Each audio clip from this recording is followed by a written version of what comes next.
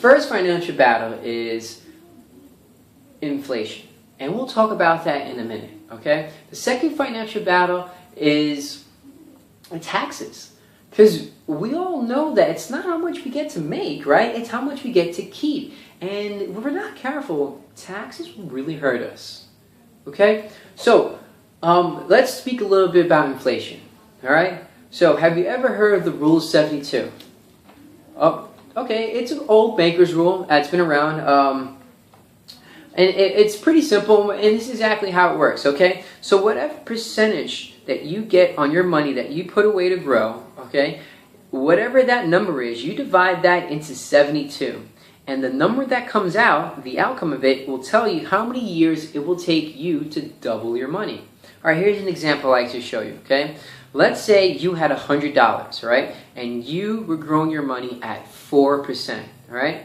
So we take 4, we divide that into 72. 4 into 72 is 18, all right? So we know that your $100 that you're growing at 4% will take 18 years to double to $200, right? Okay, so then we have that same $200 and we have the same 18 years because we're growing at 4%. We'll double again to $400, all right? Pretty cool rule. So what we know from this is that the amount of goods and services that you purchase for $400 36 years from now, is it the same as $100 today? That's inflation, right? So we know that since 1928 to 2007, the U.S. government census says that inflation's run between 3 and 4%. All right? So if people are putting their money away, Alan, where are they putting their money? Savings, checking, fixed rate accounts, right? Are they getting 4% on their money? No, they're not, right? So that's a big problem, right? We can understand and see what's happening. Yeah, they're putting money away, right? And it's growing, but that's not beating inflation. Inflation's increasing at a greater rate. So this is not allowing people to retire because they're losing purchasing power. So what's the solution here, Alan? Well, the solution is to get a higher interest rate percentage, right? Okay, I'd like to show you and demonstrate an example of how powerful this really is, okay? So I want you to think of you growing your money right here at, let's say you were 29 years old and you had $10,000. Ooh, all right. And you grew your money at 4%. So in 36 years' time, because remember from 4 goes into 72 is 18, it would take us to double our money 2 times to $40,000. Now let me ask you, Alan, you're retired now, okay? The house is paid for, your kids are gone, and this is what you got, $40,000. What are you gonna do? How long is that gonna last you? The way you spend, probably half that time, right? I'm just kidding. But in actuality, what happens now? Now you're back to work as a Walmart greeter, right? And what's the problem here? We've run out of time. Who wants to work past the age of 65? All right? I mean, so would you say that obtaining a higher percentage rate, let's say 6 to 12%, will give you a greater financial independence? Yeah, well, here, take a look at this. If you grow your money at 6%, it means it'll double every 12 years. If you grew your money at 8%, it's every 9 years. And if you grew your money at 12%, now listen, I'm not saying you can grow your money at 12%, but conceptually, if you can get a double-digit figure like this, it means your money will double every 6 years. That means that $10,000 will come out to $640,000. That is amazing.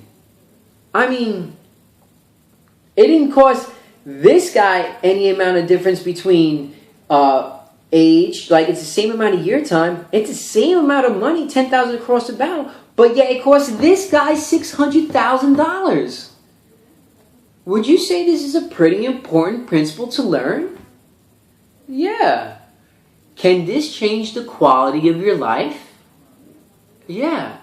And what you want to understand, it's not about $10,000, Alan, okay? It's about putting away what you can and getting a good, decent interest rate on your money and letting it grow. And if you put money away for you, I promise you, there'll be a point in time where your money will out-earn you. And that would be pretty awesome, wouldn't it?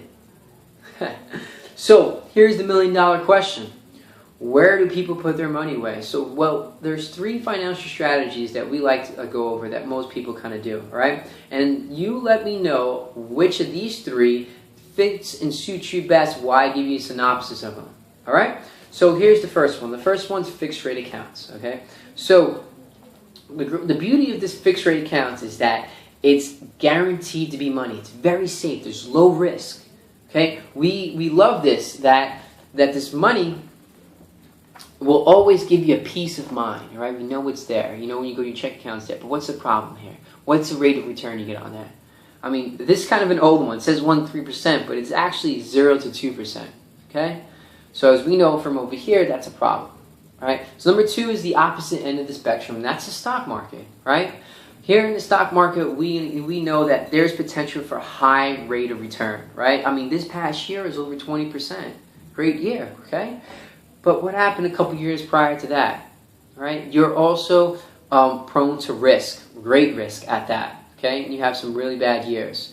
So, and it's up to you, and we all know that the stock market's been kind of dicey as of lately, right? So here's number 3, and it's the equity index strategy. Here, your money is protected. The principal of your money is protected, and the interest that incurs and grows is also protected. And the money that interest incurs within the index strategy is linked to the S&P 500, which for the past 25 years has averaged about 10%. So which of these 3 do you feel suits more your needs? Oh, number 3. Okay, yeah, it's a very popular choice. A lot of people like that, right?